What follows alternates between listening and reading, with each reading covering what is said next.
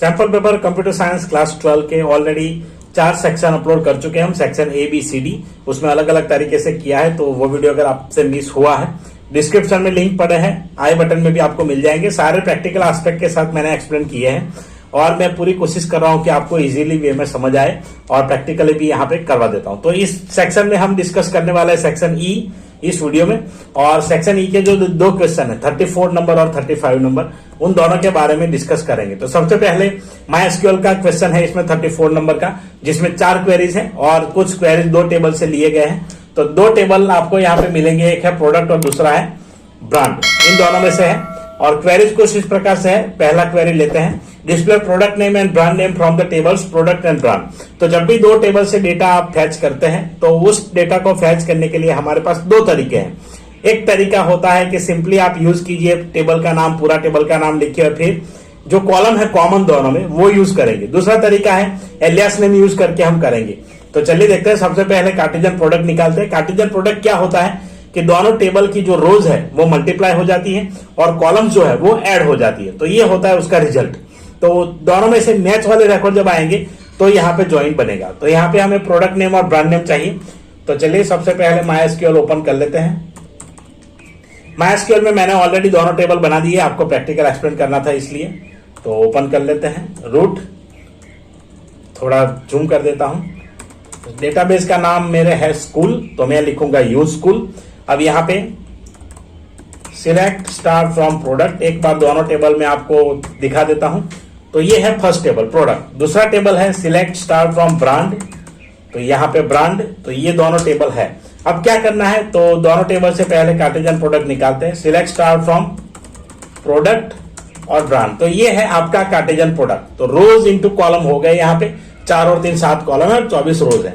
अब क्या करेंगे कि मैच से वाला रिकॉर्ड दिखाना है। तो मैचिंग रिकॉर्ड्स के लिए हमें यूज करना होता है सबसे पहले जो कॉलम बताई गई है वो, तो पहले प्रोडक्ट नेम चाहिए और ब्रांड नेम चाहिए, तो ये आ गया।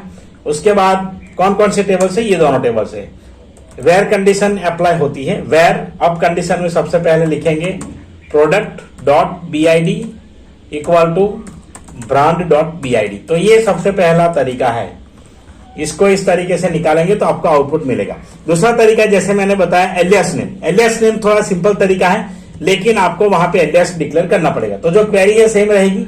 यहाँ पे हम एलियास नेम बताएंगे टेबल नेम के बाद। तो टेबल नेम के बाद इसका B दे देते हैं, इसका P दे देते हैं। प्रोडक्ट का P लिया और ब्रांड का B दिया।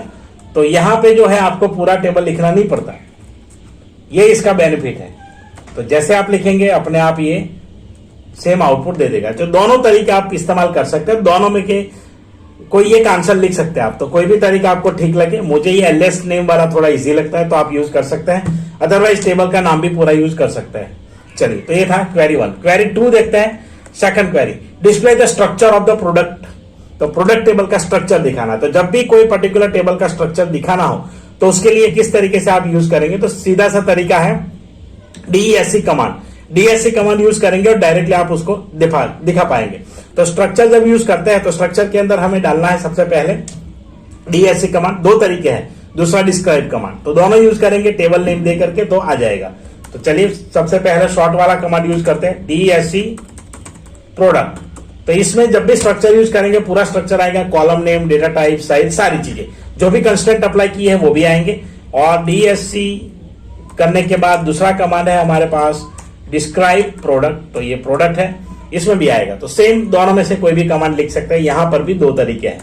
Next query, display the average rating of Medimix and Dove brands. तो एवरेज रेटिंग मांगा है जो प्रोडक्ट टेबल में है, और मेडिमिक्स और डव ब्रांड जो ब्रांड नेम है वो है आपके ब्रांड टेबल में। तो यहाँ पे क्या करेंगे, फिर से ज्वाइन यूज करेंगे, कॉमन कॉलम यूज करेंगे और ग्रुप बाय यूज करेंगे, क्योंकि एवरेज वाइज मांगा है कि मेडिमिक्स और डव का ही चाहिए।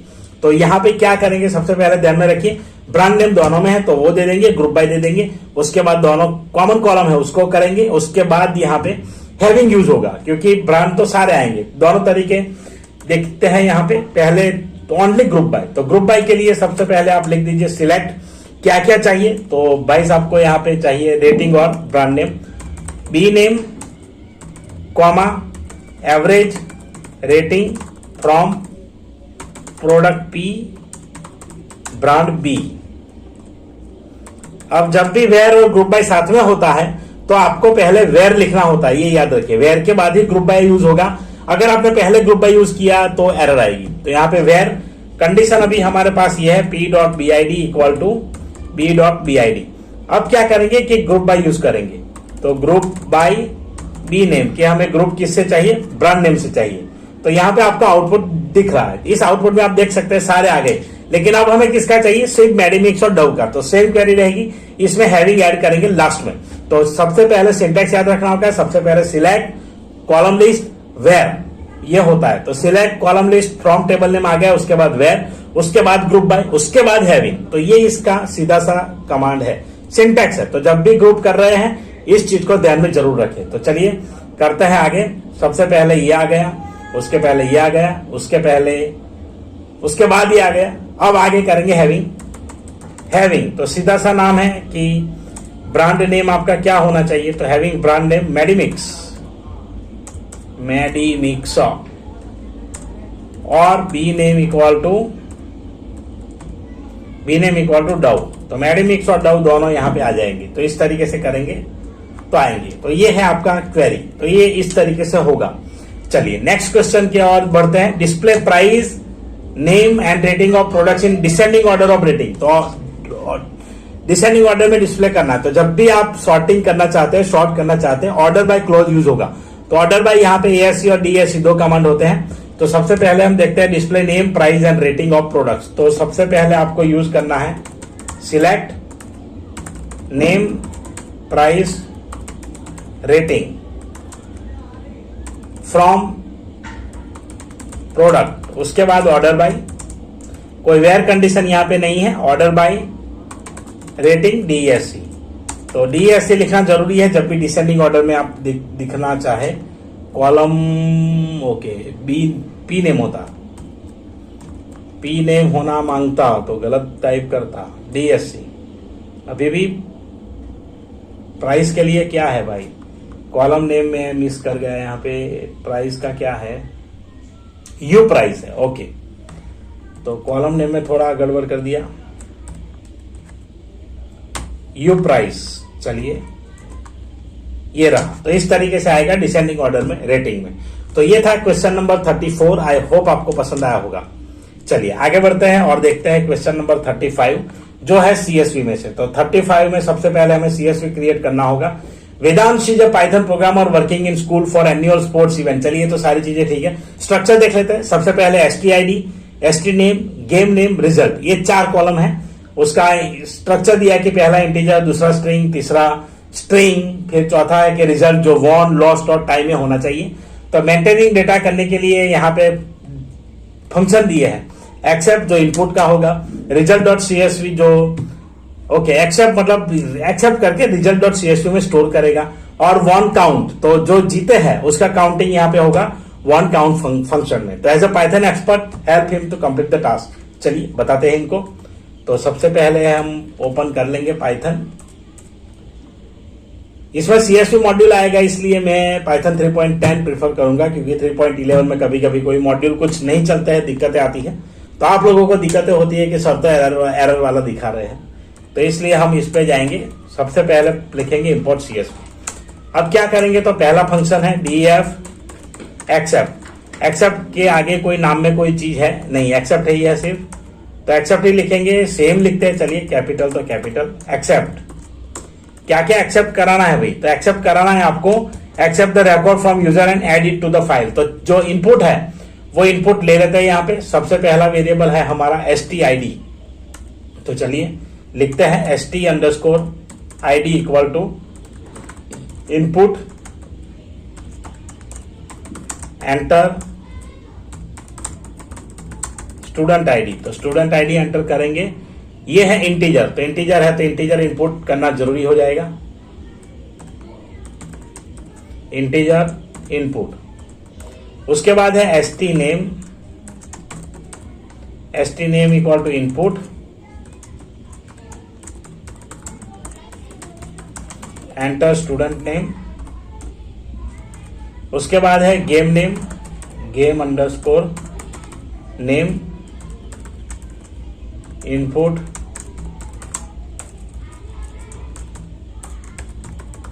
एंटर गेम नेम, लास्ट जो है रिजल्ट, तो रिजल्ट भी हमारे पास वैसा ही रहेगा, इनपुट स्ट्रिंग है, एंटर रिजल्ट। अगर प्रोवाइड करना है तो ब्रैकेट में करा सकते हैं। क्या क्या होगा, या वोन होगा, लॉस्ट होगा, या टाई होगा। चलिए, तो ये आ गया है। अब लिस्ट क्रिएट कर लेते हैं इसका। तो एल इक्वल टू चारों डालेंगे variable, stid, st name, game underscore name, result. तो रिजल्ट इस तरीके से आएगा। अब यहां पे क्या है कि वेयर stid गेम नेम और वो सब हो गया, तो एक्सेप्ट कर लिया। अब हमें इसको करना है स्टोर। तो स्टोर करने के लिए फाइल ओपन करने पड़ेंगे हमें। तो फाइल यहां पे डाल देते हैं, pf equal to open. CSV file का नाम जो है वो कुछ इस प्रकार से है, result.csv, result.csv। चलिए, अब जो CSV में जाएगा रिजल्ट, यहां पे हम कर देते हैं कि ए मोड, अपेंड मोड लिखेंगे तो सारी चीजें इसमें ऐड होती जाएगी। उसके बाद ये जो है हेडिंग बनाना पड़ेगा सबसे पहले। तो हेडिंग के लिए एक ऑब्जेक्ट क्रिएट होगा और वो है राइटर। तो राइटर ऑब्जेक्ट क्रिएट किया जाएगा, wo डाल देते हैं, wo equal to csv dot writer. तो ये इनिशियलाइज होगा कमांड। अब जो कमांड है उसके अंदर हम लिखने वाला है। तो wo डॉट राइट रो। अब राइट रो में हम क्या करेंगे, तो कमांड यहां पे डाल देते हैं। जो हेडर होगा, हेडर, तो सबसे पहला हेडर है स्टूडेंट आईडी, ऐसे डालते हैं। दूसरा हेडर है स्टूडेंट नेम। उसके बाद तीसरा हेडर है हमारा गेम नेम, तो गेम ही डालते हैं, सिर्फ शॉर्ट में हो जाए। और फोर्थ है रिजल्ट। अब ये हो गया। तो wo डॉट राइट रो हो चुका है। अब इस तरीके से हेडर क्रिएट होगा। हेडर क्रिएट करने के बाद हम डेटा डालेंगे। तो डेटा राइट रो, तो राइट रो इक्वल टू, यहाँ पे सिंपल तरीके से आ जाएगा। तो csv डॉट राइटर में f डालना होगा फाइल कि किस में लिखना है। अब यहाँ पे राइट रो किया, तो राइट रो जब करते हैं तो पूरा लिस्ट ऑब्जेक्ट आएगा। तो ये लिस्ट ऑब्जेक्ट है आपका, तो राइट रो एल। अब फाइल का काम कंप्लीट हो चुका है, तो क्लोज कर दीजिए इसे। एक्सेप्ट। अब ये हो गया। अब देखते हैं इसे रन करके और चेक करेंगे। डेस्कटॉप पे ही चेक कर लेते हैं। Question 34, enter ID 1। चलिए, स्टूडेंट नेम कुछ नाम डाल देते हैं, गेम नेम चलिए डाल देते हैं, और वोन कर देते हैं, भाई कैप्टन थे जीत गए। चलिए, अब फाइल बनी है कि नहीं CSV देख लेते हैं। यहाँ result.csv आ चुकी है। एक्सेल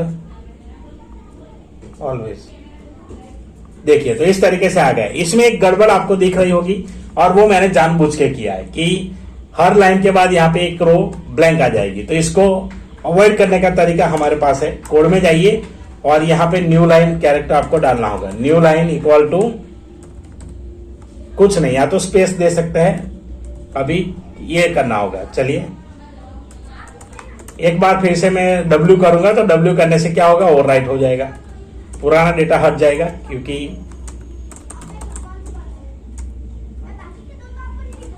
एथलेटिक्स करते हैं इस बार, वोन। चलिए, देखते हैं इसे। अब बीच में एक खाली लाइन जो आ रही थी वो नहीं आएगी। तो इस तरीके से रिकॉर्ड स्टोर हो जाता है। तो ये एक्सेप्ट फंक्शन है, CSV हमारा हो चुका है। नेक्स्ट फंक्शन में आपको बताया जा रहा है कि एक्सेप्ट के बाद दूसरा फंक्शन वन काउंट करना है आपको। तो वन काउंट के लिए हम करेंगे read.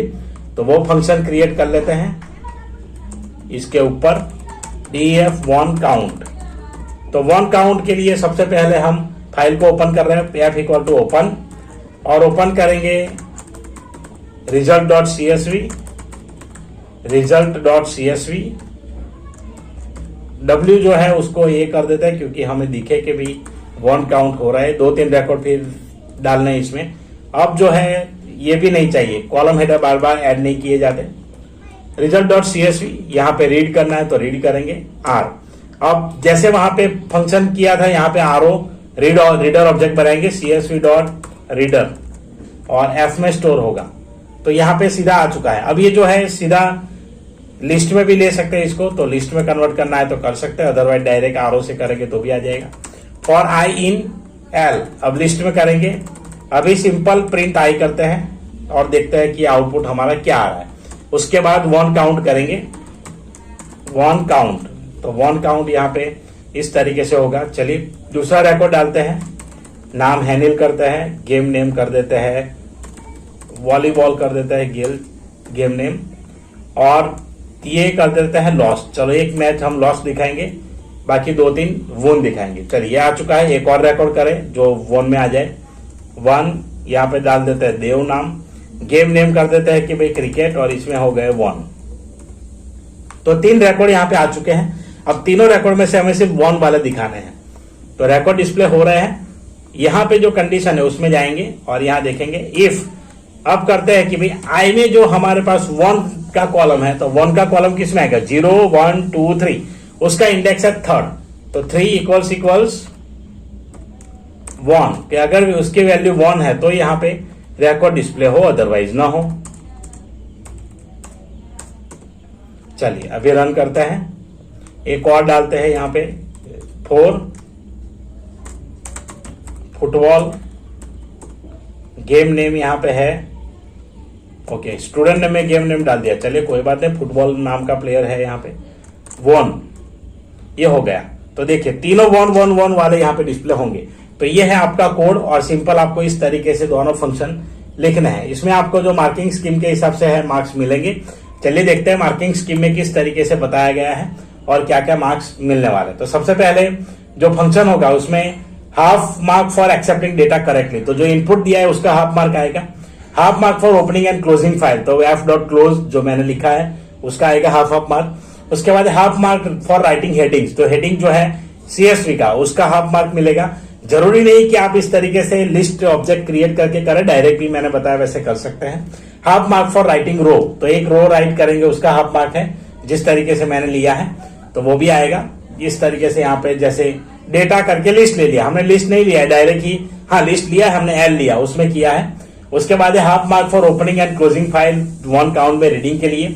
Half mark for reader object, जो रीडर ऑब्जेक्ट क्रिएट करेंगे उसमें। Half mark for print heading, तो हेडिंग यहाँ पे प्रिंट किया है, हालांकि जरूरत नहीं है और ऐसा कुछ क्वेश्चन में मांगा भी नहीं है, तो यहाँ पे क्यों दे रहे हैं पता नहीं। हेडिंग की जरूरत नहीं रहेगी मेरे ख्याल से, क्योंकि जो है अगर प्रिंट करना है तो कर सकते हैं, कोई दिक्कत नहीं, ताकि वो प्रॉपर दिख जाए। चलिए यहाँ पे हेडिंग अगर प्रिंट करना है तो कर लेते हैं। तो अब हेडिंग कैसे आएगा, तो हेडिंग में सबसे पहला रो है, तो H इक्वल टू H के लिए हेडिंग ले लेते हैं, और L का जो सबसे पहला आइटम है वो यहाँ पे डिस्प्ले होना चाहिए। ओके, प्रिंट H, और ये जो है पूरा लिस्ट यहाँ पे तैयार हो रहा है, उसको हम डायरेक्टली इस तरीके से प्रिंट करेंगे। हर एक वैल्यू आए, तो हर एक वैल्यू के लिए इसमें क्या प्रिंट हो रहा है अभी, तो आउटपुट में हमारे पास अभी भी लिस्ट आ रहा है। तो लिस्ट आ रहा है तो हम क्या करेंगे, तो सबसे पहले यहाँ पर कर देंगे क्या इक्वल I0, उसके बाद I1, उसके बाद I2, तो 1 by 1 प्रिंट करेंगे, और I3। ये देखिए, तो अब इसमें हेडिंग के साथ आएगा। एक और डालते हैं, गेम का नाम डाल देते हैं कि भाई गेम का नाम चेस डालते हैं। चलिए स्टूडेंट चेतन चेस, टाई करते हैं इसको। देखिए तो आ चुका है 1 संजय एथलेटिक्स, और ये पूरा रिकॉर्ड आ चुका है। तो इस तरीके से हेडर पे क्रिएट कर सकते हैं, हालांकि ये मुझे जरूरी नहीं लगता है अकॉर्डिंग टू मी। अगर करना है तो यहाँ पे हाफ मार्क दिया है तो करना पड़ेगा, and half mark for printing data, तो इस तरीके से रहेगा। कोड एक बार फिर से आप नजर कर सकते हैं, पूरा प्रैक्टिकल यहाँ पे है अवेलेबल। तो आई होप आपको वीडियो पसंद आया होगा। वीडियो पसंद आया लाइक जरूर कीजिए, शेयर कीजिए सभी क्लास 12 के स्टूडेंट्स के साथ, और आपके डाउट्स और क्वेरी है तो जरूर कमेंट कीजिए। ऐसे ही क्वेश्चंस मैं लेके आने वाला हूँ आने वाले वीडियोज में। तो चलिए मिलते हैं ऐसे ही सेशन में किसी और नए वीडियो के साथ, तब तक के लिए जय हिंद, जय Bharat. Thank you very much for watching.